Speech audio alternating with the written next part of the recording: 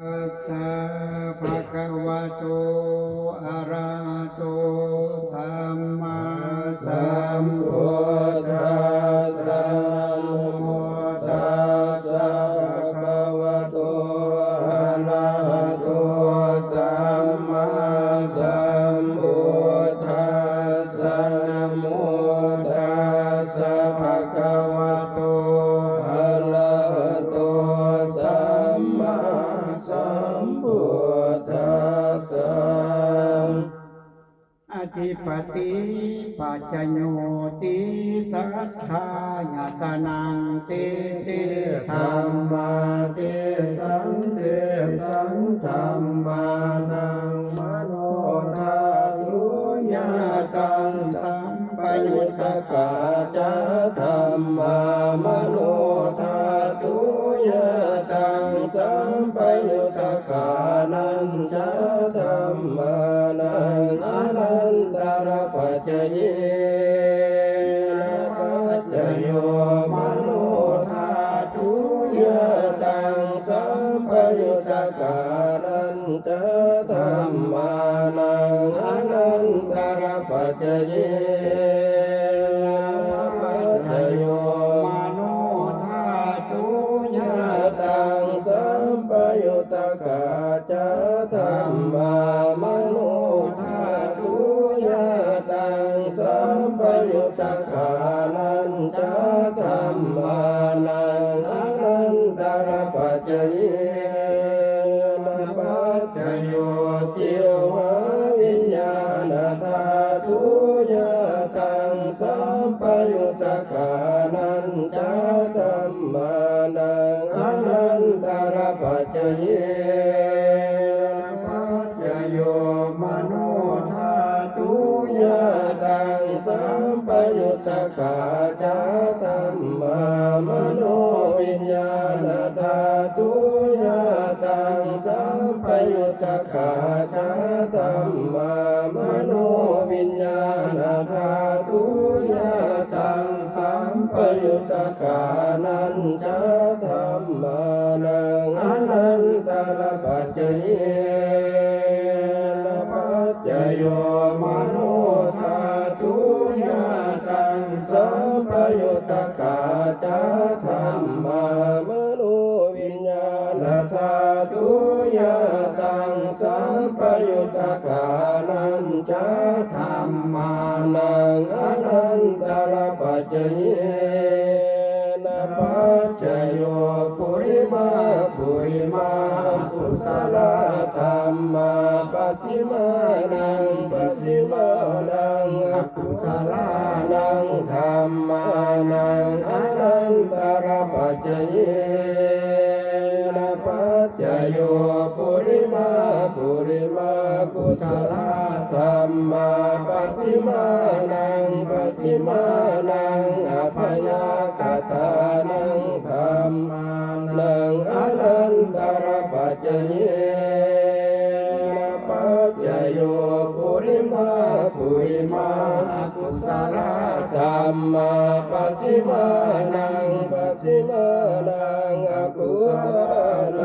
ธรรมานังอนันตรปัจจเยนะปัจจโยปุริมากุศลธรรมาปัสสิมานังอภยกตานังธรรมานังอนันตรปัจจเยนะปัจจโยปุริมาอภยกตานังธรรมานังปัสสิมานังอภยกตานังธรรมานังอนันตรปัจจเยนะปัจจโยปุริมาอภยกตาธรรมาปัสสิมานังอกุศลนังธรรมานังอนันตรปัจจเยนะปัจจโยปุริมาอภยกตาธรรมาปัสสิมานังอกุศลนังธรร ธัมมานังอนันตรปัจจเยนะปัจจโยเยสังธัมมานังอนันตรปัจจเยนะปัจจโยอุปัสสันติเตเตสิกาธัมมาเตเตธัมมาเตสังเตสังธัมมานังอนันตรปัจจเยนะปัจจโยจักขุวิญญาณธาตุญาตังสัมปยุตตกาจาธัมมามโนธาตุญาตังสัมปยุตตกานันจาธัมมานังสัมพันตรปัจจเยนะปัจจโยสุตาวิญญาณธาตุญาตังสัมปยุตตกาจาธัมมามโนธาตุญาตังสัมปยุตตกานันจาธัมมานังสัมนันตรปัจจเยนะปัจจโยมโนธาตุญาตังสัมปยุตตกาจาธัมมามโนวิญญาณธาตุญาตังสัมปยุตตกานันจาธัมมานังสัมนันตรปัจจเยนะปัจจโยขายาวิญญาณธาตุญาตังสัมปยุตตกาจาธัมมามโนธาตุญาตังสัมปยุตตกานันจาธัมมานังสัมนันตรปัจจเยนะปัจจโยมโนธาตุญาตังสัมปยุตตกานันธัมมานังวิญญาณธาตุญาตังสัมปยุตตกานันจาธัมมานังสัมนันตรปัจจเยนะปัจจโยสิวะวิญญาณธาตุญาตังสัมปยุตตกาจาธัมมามโนวิญญาณธาตุญาตังสัมปยุตตกาจาธัมมามโนวิญญาณธาตุญาตังสัมปยุตตกานันจาธัมมานังสัมนันตรปัจจเยนะปัจจโยมโนธาตุญาตังสัมปยุตตกาจาธัมมามโนวิญญาณธาตุญาตังสัมปยุตตกานันจาธัมมานังสัมนันตรปัจจเยนะปัจจโยมโนธาตุญาตังสัมปยุตตกาจาธัมมามโนวิญญาณธาตุญาตังสัมปยุตตกานันจาธัมมานังสัมนันตรปัจจเยนะปัจจโยขายาวิญญาณธาตุญาตังสัมปยุตตกาจาธัมมามโนธาตุญาตังสัมปยุตตกานันจาธัมมานังสัมนันตรปัจจเยนะปัจจโยมโนธาตุญาตังสัมปยุตตกาจาธัมมามโนวิญญาณธาตุญาตังสัมปยุตตกานันจาธัมมานังสัมนันตรปัจจเยนะปัจจโยปุริมาปุสลธรรมาปัสสิมานังกุศลานังธรรมานังสามนันตรปัจจเยนะปัจจโยปุริมา ปุริมากุศลธรรมาปัสสิมานังปัสสิมานังอภยกถานังธรรมานังสามัญตระปัจจเยนะปัจจโยปุริมากุศลธรรมาปัสสิมานังปัสสิมานังอภยกถานังธรรมานังสามัญตระปัจจเยนะปัจจโยปุริมาอภยกถานังธรรมานังปัสสิมานังอภยกถานังธรรมานังสามัญตระปัจจเยนะปัจจโยปัสสิมานังอกุศลานังธรรมานังสามัญตระปัจจเย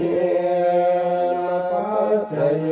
อุปัสสันติเจตสิกาธรรมาเตสังธรรมานังสามัญตระปัจจเยนะปัจจโยสังสาตปัจจโยติจัตตารโอปันธาอรูปิโนอัญญมัญญสังสาตปัจจเยนะปัจจโยจัตตารโอมหาตาอัญญมัญญสังสาตปัจจเยนะปัจจโยโอกันติกานุนามารูปังอัญญมัญญสายุกานัญจาธรรมานังนิสยปัจจเยนะปัจจโยโสตายตนังโสตวิญญาณธาตุญาตังสัมปยุตตกานัญจาธรรมานังนิสยปัจจเยนะปัจจโยสิวหายตนังสิวหาวิญญาณธาตุญาตังสัมปยุตตกานัญจาธรรมานังนิสัยปัจจเยนะปัจจโยกายายตนังกายวิญญาณธาตุญาตังสัมปยุตตกานัญจาธรรมานังนิสัยปัจจเยนะปัจจโยยังรูปังนิสัยปัจธาตุจามโนวิญญาณธาตุจาวาตันติตังรูปังมโนธาตุญาจามโนวิญญาณธาตุญาตังสัมปยุตตกานัญจาธรรมานังนิสัยปัจจเยนะปัจจโยอุปนิสัยปัจจโยปุริมากุศลธรรมาปัสสิมานังอกุศลนังธรรมานังเกสันติอุปนิสัยปัจจเยนะปัจจโยปุริมากุศลธรรมาปัสสิมานังอุปนิสัยปัจจเยนะปัจจโยปุริมากุศลธรรมาปัสสิมานังกุศลนังอนันตระปัจจเยนะปัจจโยปุริมากุศลธรรมาปัสสิมานังอกุศลนังธรรมานังอนันตระปัจจเยนะปัจจโยปุริมากุศลธรรมาปัสสิมานังอภยกตานังธรรมานังอนันตระปัจจเยนะปัจจโยปุริมา มาปยกตาธรรมาปัสสิมานังปัสสิมานังอภยกตานังธรรมานังอนันตรปัจจเยนะปัจจโยปุริมาอภยกตาธรรมาปัสสิมานังปัสสิมานังกุศลานังธรรมานังอนันตรปัจจเยนะปัจจโยปุริมาอภยกตาธรรมาปัสสิมานังปัสสิมานังอกุศลานังอนันตรปัจจเยนะปัจจโยเยสังธรรมานังอนันตรปัจจเยนะปัจจโยเยธรรมาอุปัสสันติจิตตเจตสิกาธรรมาเตธรรมาเตสังอนันตรปัจจเยนะปัจจโยสามานันตรปัจจเยนะปัจจโย